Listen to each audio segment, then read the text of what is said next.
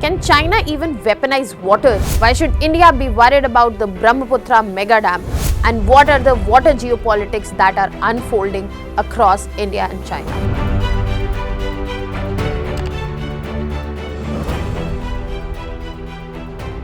The Brahmaputra is not just a river, it's a lifeline that shapes India's northeast and contributes to it. And this lifeline is being altered upstream in Tibet. Hello everyone, welcome to Vajiram and Ravi's Flash News.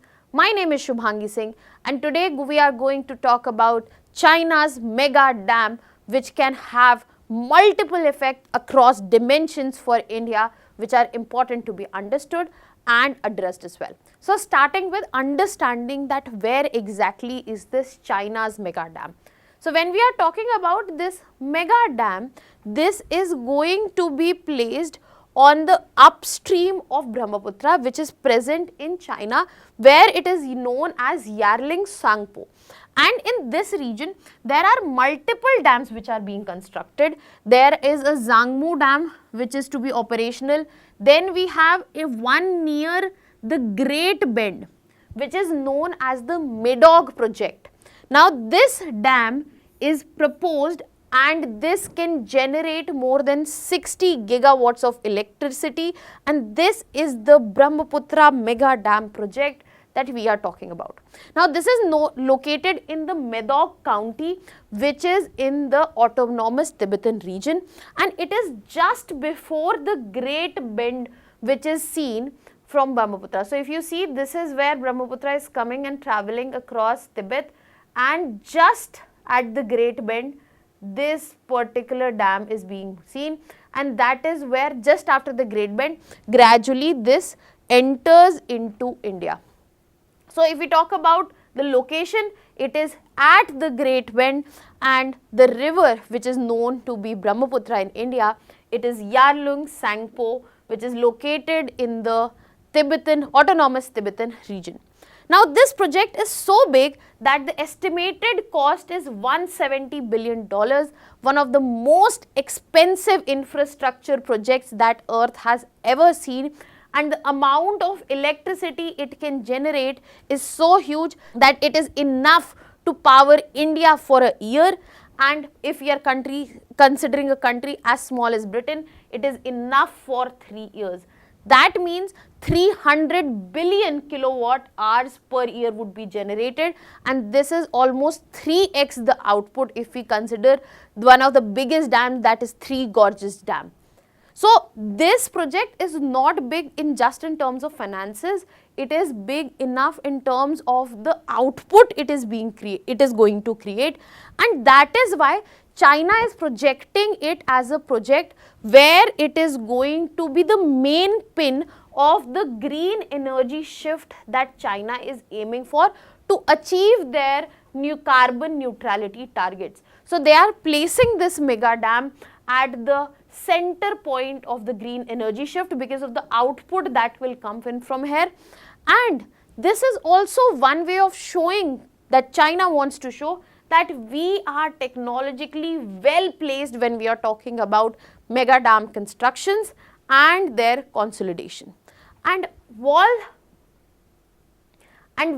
China talks about green energy shift and technology dominance, there is no denial at all that this is being done to bring in the strategic leverage that China will use with this dam over South Asian river systems. Because if you are altering the river flow in the upstream, there is no denial that there will be severe consequences across the stream, even though Brahmaputra in the lower streams is fueled by the monsoon and the other rivers, but there will be consequences because of the alteration that we are seeing upstream. So this is a strategic leverage where China is trying to use over South Asian river systems and via this over the countries who are involved in this river system. And this is nothing but a water war that you are saying, that China is using a tool which is very typical in terms of grey warfare for what China is known.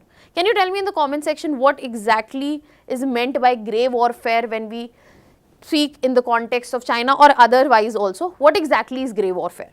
Now on this note, when we have understood that what exactly this project and how big is this, let's straight away dive into understanding that what are the repercussions that we are talking about, what are the implications we are talking about. Starting with understanding the strategic and geopolitical dimensions. So when we are talking about such a big dam just on the Great Bend and just before Brahmaputra enters India, you have to understand that the proximity here is very close.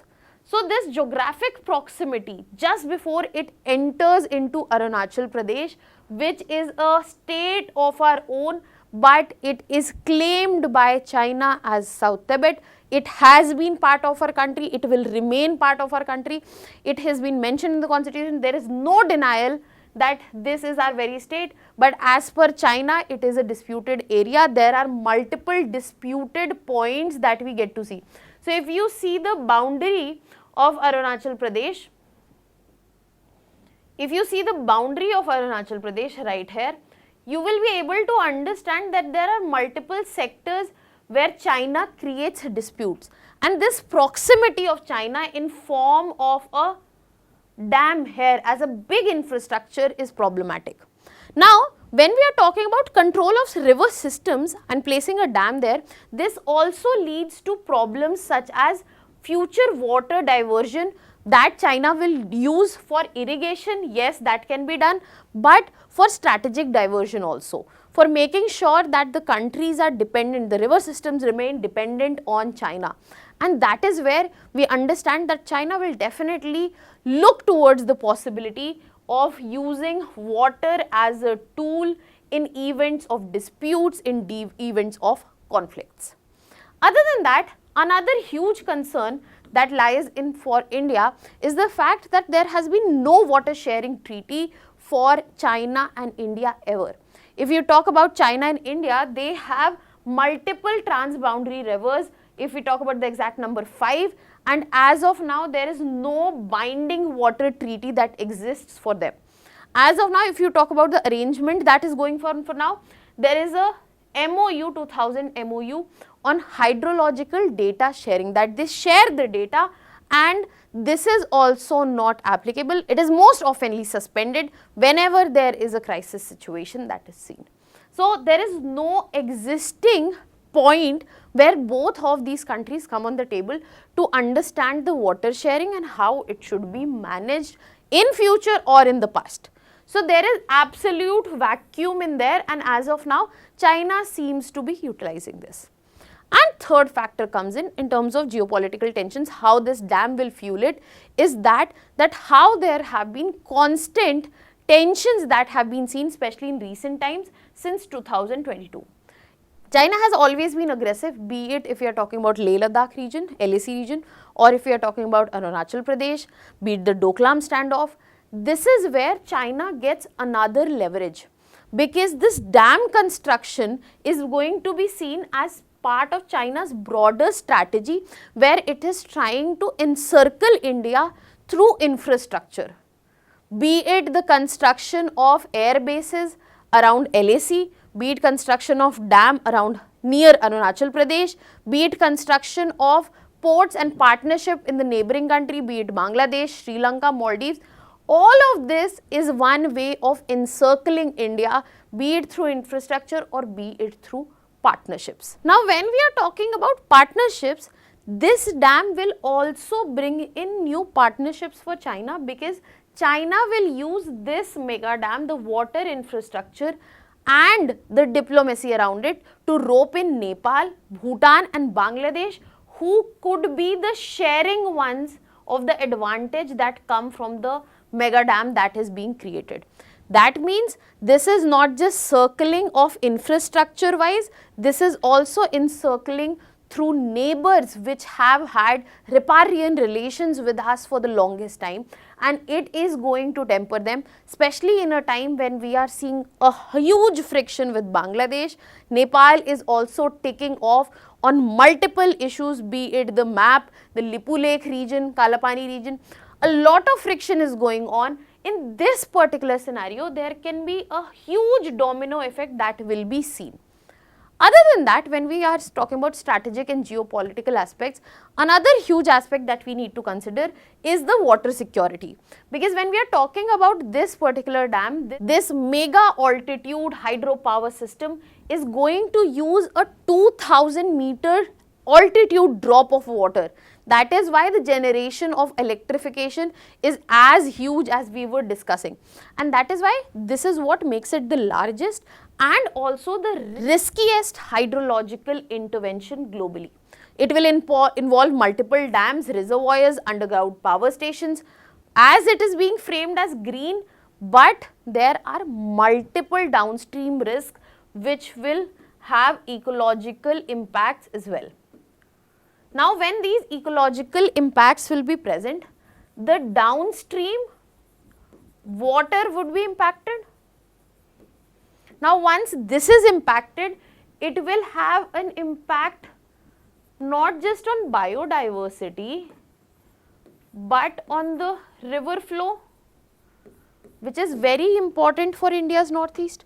So, the water security is being also compromised in this scenario because Brahmaputra supports millions in population, be it in India or Bangladesh, because that water is used for drinking, agriculture, fisheries and also the floodplain livelihoods. So, any changes in the upstream is going to affect the river's natural seasonal rhythm, and all of this is going to be compromised in one way or the other. Furthermore, when we are speaking of concerns, the concerns are not only for India. There are other concerns that need to be understood given the scale of the project that China is aiming for. So, let us look into the other concerns that are on table. For example, seismic risks that are involved with it. When we are talking about seismic risk, we have to understand this mega dam is located in a highly earthquake prone region. It is landslide susceptible, and this is where putting huge pressure in form of a massive dam structure makes it more fragile. It can destabilize the whole terrain and it can be catastrophic in times where there is any disturbance that is seen in this region. Other than that, when we are talking about the seismic risk, you also have to understand when we are altering the upstream of a river, it will also have a hydrological impact. So, it is not just about the terrain, it is also about the river flow. When we are speaking of the river flow altered in the upper region, it will directly lead to change seasonal flow. That means the Assam's flood ecology, which is based on it, be it the Majuli Island, be it the biodiversity that you find, all of it lies at the threat because there will be a huge disruption of sediment load that Brahmaputra brings, the delta formation that takes place, and if that sediment load is not coming, it is being altered at the starting point, the Great Bend, then all of this changes, and that is when there will be risk of flash floods whenever the water is being released and water scarcity during the season where the water is being stopped up there. Other than that, there are issues related to biodiversity, as I have mentioned. Brahmaputra basin, which is a biodiversity hotspot, it has important species such as Gangetic dolphin, riverine turtles. It will lead to disrupted fish migration cycles, and it will also reduce nutrient rich silt, which is important for agriculture, which is important for the floodplain ecosystem that exists there. And in all of this, we are only considering the impacts that it will have at the downstream. Now, let us consider the impact at the source, that is glacier. So, when we are talking about Himalayas as of now, we know they are warming faster than the global average. Now, the accelerated melting that is being seen at the glacier with massive damming, that means there will be double hydrological stress that will be seen at this infrastructure, and the consequences might also double, especially on the negative side. Now, the question is, what needs to be done? We have understood that there are multiple concerns for India, and other than that, what can be done? China is going to construct this dam, it is going to be operational. Certain parts of the upper stream dams have been operational, but this Medong dam might be operational in a while. Now, what is to be done? On India's end, multiple steps have already been taken, such as accelerating the hydropower as well as multi-purpose projects in northeast, be it Subhansiri, be it the Siang Dam, investing in accessibility, improved accessibility, be it through railways, be it through roadways, investing in early warning systems, so that the upstream monitoring station can be recording whatever is happening at the dams. And most importantly, bring in a separate authority for Brahmaputra basin, so that there is a coordinated river basin planning, so that if any disaster at all is to be anticipated and managed, that can be prepared for, and this authority is solely dedicated for that. So there needs to be a huge infrastructure push. A lot is being happening, but at the same time there is a long way to go to address the speed at which the infrastructure is being constructed on the other side of the border. Other than that, another factor that lies here is the diplomacy.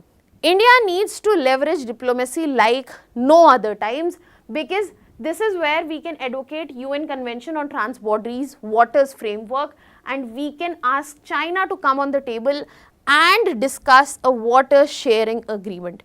We can use multilateral forums where we share the table with China, or not, be it BRICS, be it UN, be it SCO, BIMSTEC, where we can raise concerns related to regional hydropolitics, and also deepen water cooperation, especially with our neighbors, be it Bangladesh, Nepal, Bhutan, so that China has no space to enter and exploit the relations that we have had for the longest time. Now that is about what can be done from the ground. Now comes from up from the sky, that is monitoring and understanding. This is where we need to expand our network in terms of satellite imagery, drone mapping, AI based river flow models, so that we are aware what is going on, what exactly is going on. Share real time data with state governments, especially in northeast, so they are also on the table, they know what is going on, and situations to be addressed real time, be it with diplomacy, discussion with China, or the international forums where it can be highlighted.